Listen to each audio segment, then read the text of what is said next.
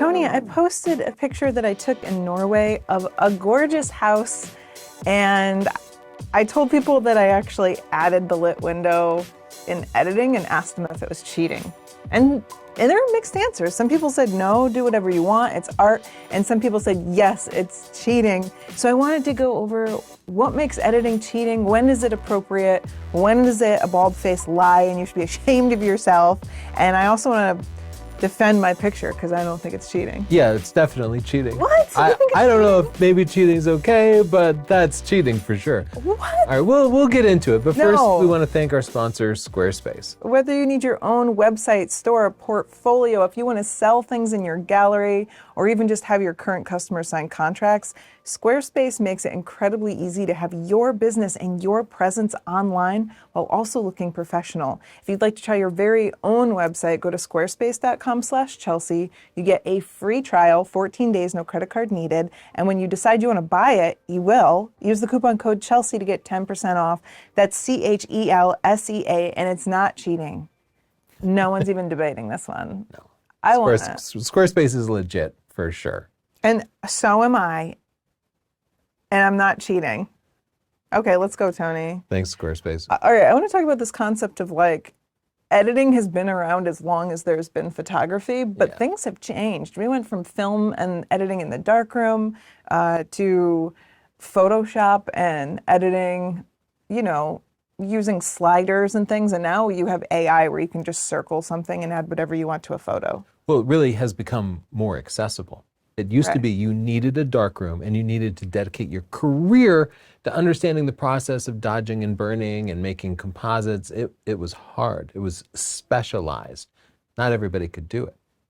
But now literally anybody can do anything. They can make themselves look perfect. They can put themselves on the moon, and they can do it all from their phone. So it becomes a bigger and bigger issue that we need to rein in and address. Yeah, but the thing is, when I shared my photo, I heard this idea that there was this pure time in photography where everything was more realistic and better. Back And in the that's- good old days. Yeah, and that's absolutely not true. Everyone's been cheating forever. And in fact, I remember one Halloween we did like a ghost photo episode, and they were using long exposures and like pulling a cloth over someone to pretend they were like puking out a spirit or something. So people have been lying forever. Yeah, whenever people talk about the good old days, it's usually because that person has not studied history.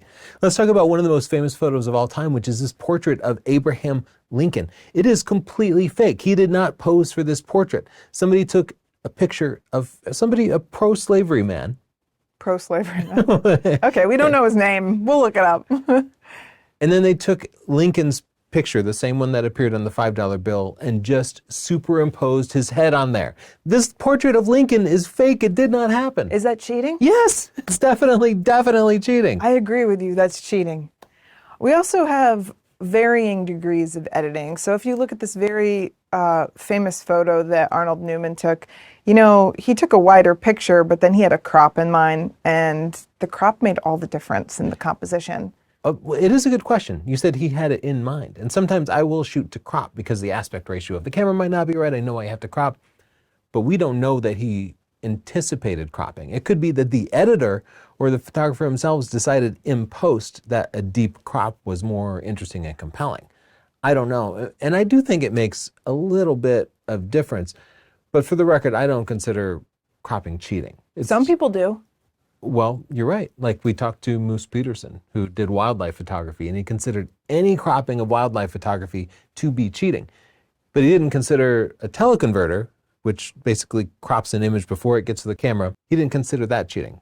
But digital cropping he considered to be cheating. But I don't consider cropping cheating myself. I don't either. And I think you should be able to add a light to a window, and everyone should stop making a big deal out of it. Let's look at this portrait that Richard Avedon took. Yeah, these are the markings that he used his own hand to make, which describe different levels of brightening or darkening, dodging and burning of the image. And pretty much every famous portrait you've ever seen has had markups like this. Yeah, and I think that when I'm taking pictures, I'm often taking the pictures with the final editing in mind. Mm-hmm. And so it can be a part of the process. And I don't think it's misleading to change the light a little bit in a situation like this. Yeah, I think some dodging and burning is okay. But I think that it also was more extreme. I mean, we're showing pretty mild versions, but the things that people were able to do in the darkroom were pretty intense. I mean, you could combine two exposures to make something completely surreal. Like you saw with Lincoln, you could completely switch the head. So it wasn't like film was some pure time where no one was cheating. No, they had airbrushing, which was literally like taking a picture and then painting over it. I think that the intention of how the photo is being shared is more important than what you do to the photo. So let's talk about photojournalism. The expectation is that you're telling a true story. Yeah, and photojournalism is like the only field where we have clearly defined rules over what types of editing are cheating or not. There's an association of photojournalists who defines what you can and can't do in very specific ways. So here we actually have an answer to what's cheating or not. And the answer is photojournalists have cheated a lot over the years, including some of the most famous pictures have been cheating in one way or another. Yeah, but they're not supposed to remove anything from the photo or add anything or even do extreme edits like blurring the background too much. There's supposed to be some purity there. Steve McCurry, who takes gorgeous photos, has run into a lot of controversy with cheating in photojournalism. I don't even think he calls himself a photojournalist anymore, actually. Well, he got in trouble as a photojournalist, and he just declared himself like a visual artist or a visual storyteller. That's so good. he's removed his photojournalism title in order to make his edits okay. Yeah. Okay. Well, as long as you're not presenting it as real. And you can see in this photo, it's a gorgeous picture. This guy is pushing two other men on a bike. But if you look at the original, you can see that there are actually three guys on the bike. One of them's having a great time for reasons I don't understand. There's a fruit stand in the back. There's an electrical pole. There's a whole other person on a bike behind them. There's people in the tent. It's a very different story. It's more cluttered visually. But I think the grinning guy changes the story pretty dramatically because in the before image, it's a serious photo. And as viewing it through American eyes, you see this and you think, that looks really hard for them. Yeah. Because they don't have a car with a roof.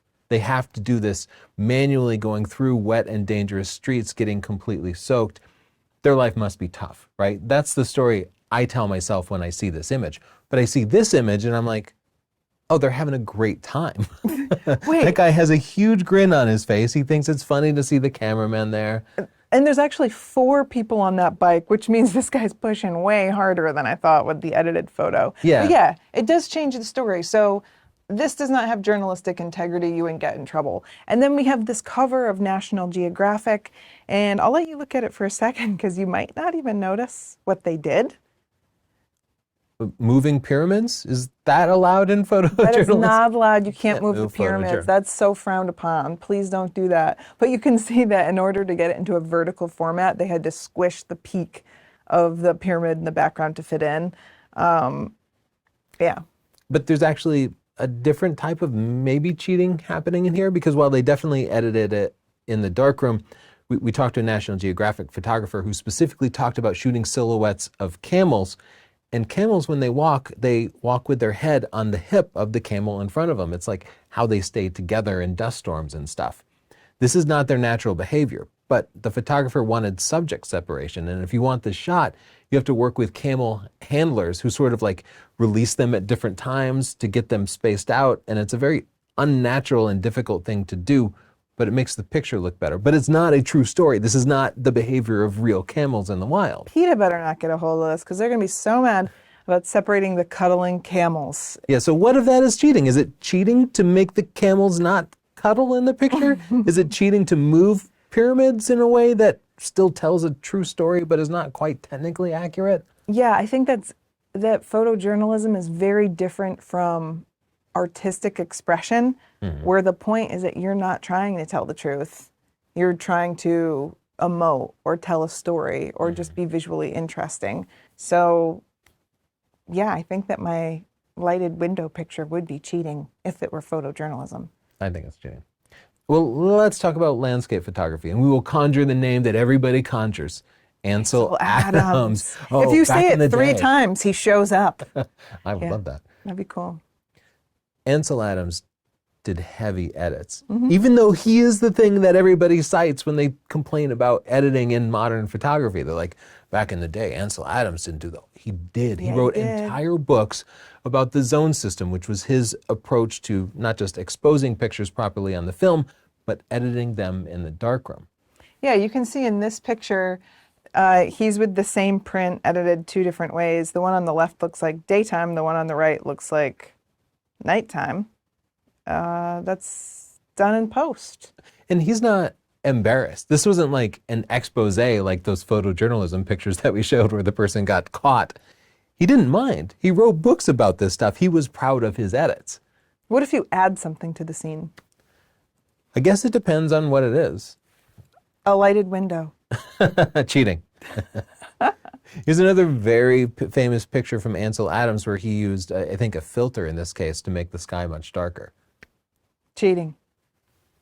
Maybe. I mean, it's not something that really happened. I mean, and landscape photography is supposed to be capturing the beauty of nature. So if it didn't actually happen, then yeah, that kind of feels like cheating to me. So often landscapes are a little manipulated to give the mood rather than what you capture. I mean, how often have you tried to take a picture of a rainbow and your camera just obliterates it? It doesn't look nearly as intense or vivid. So you go in and you edit it to be more like what you saw with your eye. Is that cheating if it looked that way, but your camera didn't capture it? No. And myself personally, that's what I strive for. If my camera didn't capture it, then I do everything I can to make a realistic scene. Sometimes that's shooting a panorama where you take multiple pictures and you put them together. Sometimes I'm making the sky darker or I'm adjusting the colors. As long as I'm trying to reflect what was actually there, that feels okay. What if there's a stick in the frame and you remove it with cloning? Is that cheating? I mean, the thing about a stick is that I would tune that out. The power lines that go through the scene, I wouldn't have seen those with my eyes because my brain cuts out the stick. It cuts out the power line. So it's almost like what you feel. What? I felt the light on. You felt the light on. You're a cheater. Listen, if you remove power lines, you don't think that counts? Because of the way humans perceive things, we tune out distractions in a 3D world. But in a 2D world, that power line becomes very prominent. How many times have you taken a picture and then you saw the power line when you got back to your computer and you're like, I didn't even see that power line. Hold up. So if I am not able to visually tune out power lines, I'm not allowed to edit it out, otherwise it's cheating? Because your argument's not making sense.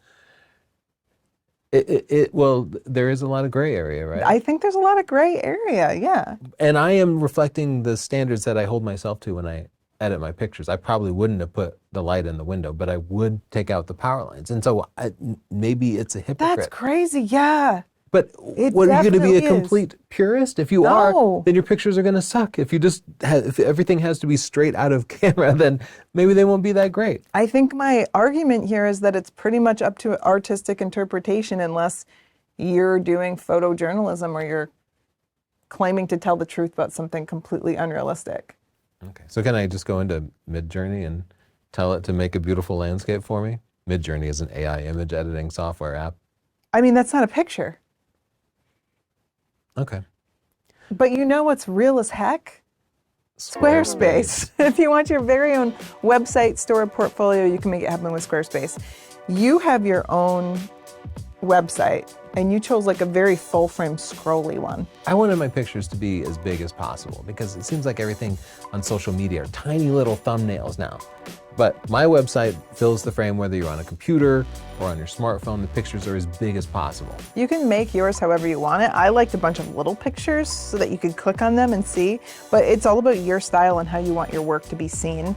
And it could be if you're a photographer or if you have some other kind of business and you want to show off your services, Squarespace is going to make it look the way that you want it to look. So try it out for 14 days. Go to squarespace.com/Chelsea and use the coupon code Chelsea to get 10% off.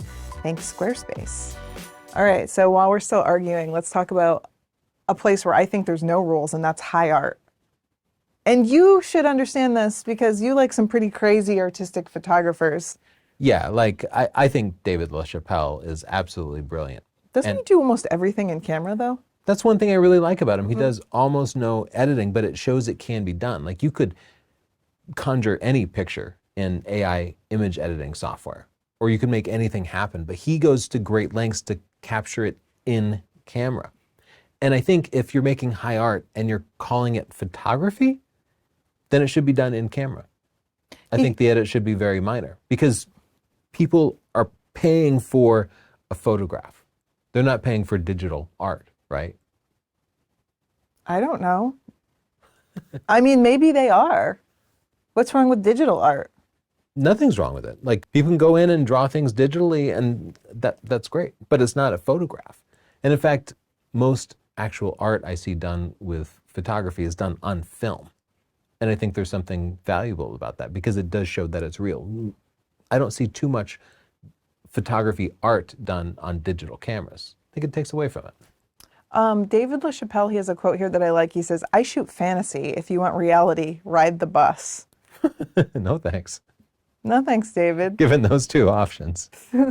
But I think it's like no holds bar. Like, if I'm taking a picture and I want to literally oil paint on the print, like I mean, I guess that's not photography, but like I think it's all acceptable within high art. You could put spaghetti on there and probably really make a splash in the art world. Okay. Do whatever you want. Well, let's talk about fashion, because in fashion, editing has been controversial for a long time. Like, going back to the 70s, people were airbrushing people to be more flawless and perfect, and that was feeding into people's insecurities about their own body. Oh, like body dysmorphia is at an all-time high. People are not happy with their bodies because everything that they see is, you know, smoothed and faked and tweaked. And we have this early example of Photoshop here from a Ralph Lauren ad. And they made this woman so skinny that her head is actually bigger than her rib cage, which is like, I don't think physically possible. Yeah, that's messed up. And then there's a real picture of her on the right. So things got out of hand for a while. I think we've gotten a tiny bit better about trying to be realistic. But do you think this is cheating, or do you think we should be able to make people little stick figures like that? Hear me out. Okay. If you say no Photoshop, then you're forced to hire models who starve themselves to look the way that the person who designed the fashion wants them to look, right? If you allow some Photoshop, then at least the models don't have to torture themselves, and you can hire regular models. What if we just accept normal looking people a little bit? And actually, there has been a sway the other way. So like after campaigns like this came out, there was a brand called Aerie, which was like an underwear brand for American Eagle, and their whole catalog was unretouched. So they had like blemishes, freckles, stretch marks, and women loved it because it was just real. Yeah. And since we've even seen more pushback where like you're seeing more realistic looking people being models with all like different skin conditions or different weights or just imperfections. So I think that at some point we started talking about there being more disclosures about things being edited. I don't think anyone does that anymore because we just have filters and stuff. But yeah, it's nice when there's disclosure. It's going to happen, but I think we need to talk about it not being real. Have you ever seen the post people do where they're like, this is what I posted on Instagram versus this is real? Yeah. And they'll show like that they had to pose and use lighting and editing to look a certain way, but the same day they could have just changed their pose a little bit and looked completely different. Yeah. I mean, obviously and even in fashion, there's a lot of hair and makeup and lighting and posing that makes a person look some way that's not realistic. So going down your path, like, what do we have to do? Do we have to like take pictures of people just as they roll out of bed and their hair is all bunched up? I don't think we have to. I think this actually goes beyond like cheating and editing and what's ethical when representing what humans are supposed to look like to people. So like, I guess it's not cheating if you want to have a little alien woman be the model for your brand, but do you really want people hurting themselves because they think fake stuff is real? I would say no. But I don't make the rules. Think about the bigger impact of your photos. Right. Whether it's fashion or photojournalism or even travel.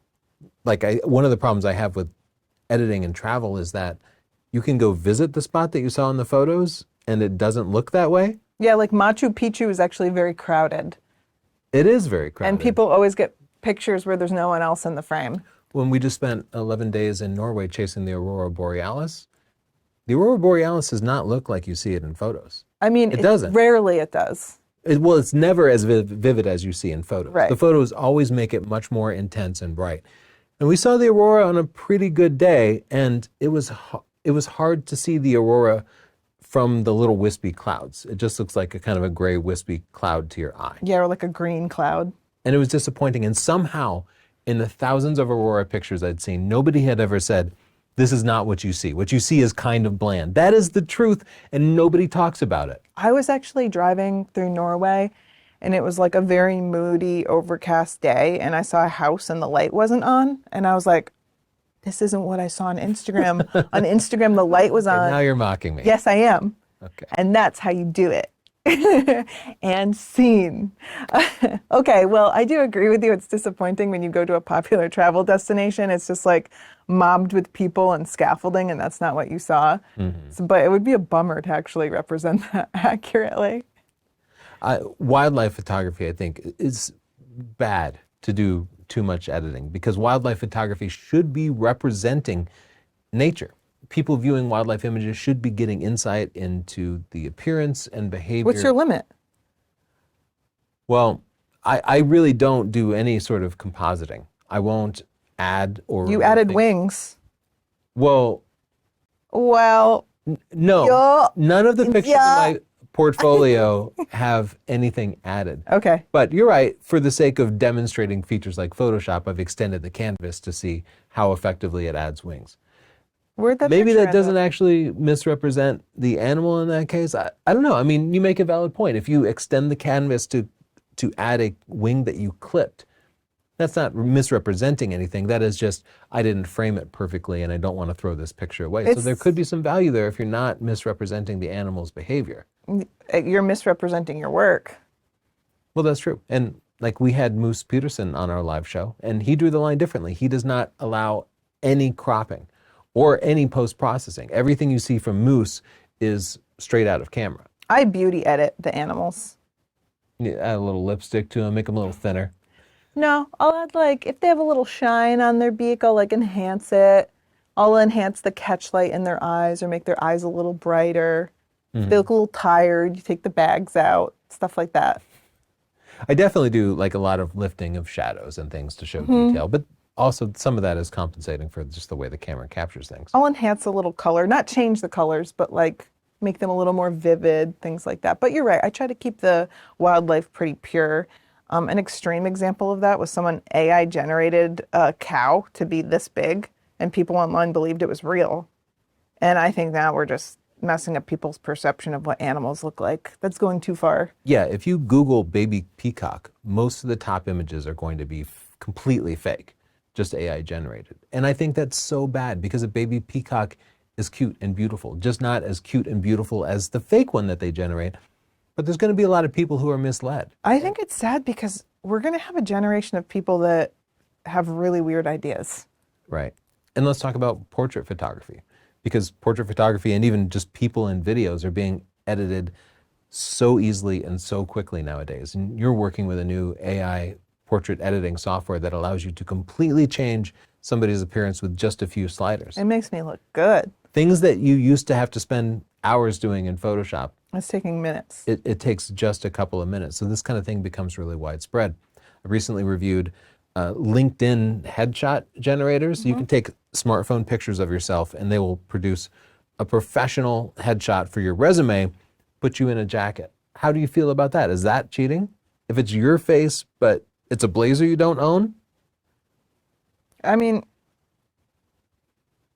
who cares? Like, they're not like, this is my self-portraiture. They're just trying to put something on LinkedIn. Like, am I think it's a good idea? No, I don't want to do that, but who is it cheating? Because there are people who need jobs and they can't afford a blazer or a studio or professional photos. I wish it weren't the case, but that Okay. goes beyond what I'm judging, I guess is what I'm saying. What if it's an actor's headshot and they make themselves look a little bit better than they do in person? They do that, yeah. Is that cheating? No, because they're going to have someone make them look better in the movie anyway. Okay, fair enough. What about a dating profile picture? No, it's not cheating because if you're not catfishing, you're not cat living. Okay. Good reasoning. So let's circle back to your picture in Norway, where you added lights to the windows. A lot of people had a problem with the fact that I just did a crappy job with the edit. And I'd like to argue, but I agree with them. I did it and I just didn't even think about sharing. I didn't think I'd share it. And then when I did, I didn't feel like re-editing it. So, but anyway. Okay. So you don't think it's cheating, you just think it was a little bit lazy. I think I was a little lazy. But listen, when I posted it, I did say I added the lights. So I did disclose it. Okay, then no problem at all. As long as you disclose it, I don't have any problem with it. But also, I'd like to say it doesn't misrepresent the scene I was experiencing. Yeah. Because I want to say, okay, this is the original photo. And I got a car coming through the scene. And I really liked the warmth of the lights with the coolness of the landscape. And then I remembered another picture that I took earlier, which was of the same kind of moody day, but I really loved that the lights were on in the house. But I didn't like the composition. I was like, I like the color contrast, but not the composition. So I was really just combining different things that I saw into one place. It's not perfectly accurate, but it is the experience that I had. So in that way, I think if you go to Norway, you will see this. Someone's going to have their light on like this, and you're going to be like, that looks so pretty. But their light was not on. I should have gone and just been like, excuse me, could you turn your light on? I do think there's a sliding scale. There's gray area, right? It's a little bit cheating. This wouldn't pass for photojournalism. This would not be allowed, absolutely. No. For your Unless I did a better job. To share on your Instagram with a disclosure that you added the lights, A-okay. If somebody were to copy that and share it somewhere else, not especially misleading. Nobody's going to make a different choice in their life based on the lights that you added to that. So I'm going to say it's okay. Okay. I approve. Okay. All right. I'm getting somewhere now. Now I have to go back and do a better job, though I don't think I care anymore. Because it's not a portfolio shot. I'll just... Well, it could be if you added like a V of geese flying through the sky. Oh, people do that. Maybe there's a dolphin jumping out of the water in the foreground. Oh. Please animate this for the video. Okay. I'm not. If I'm not lazy enough to edit the light correctly, you think I'm going to put a dolphin in there? Come on. All right. Tell us what you think. Where do you draw the line? What do you think is cheating versus art? Is my edited house cheating? Or are you catching the thing I'm saying about it being kind of like it could happen? Just let us know in the comments below. And if you like discussions like these and want to support us, consider following the Picture This Photography podcast. We talk about all things photography like this, but we also talk about some news, some current events. We're going to have our Pixel Awards coming up soon. That's when we name the best cameras of the year, so stay tuned for that. And of course, thank you Squarespace for making this podcast possible. We've been with Squarespace, I think, for we're coming up on 11 years or something. So they helped us build out this whole studio by supporting us, making this podcast. They helped with the live show, and they can help you create a beautiful website for yourself or for your business or even for a friend. Go to squarespace.com/Chelsea and use the coupon code Chelsea to get 10% off. And don't forget to like, follow, comment, and subscribe, and we'll see you next time. Bye. Bye.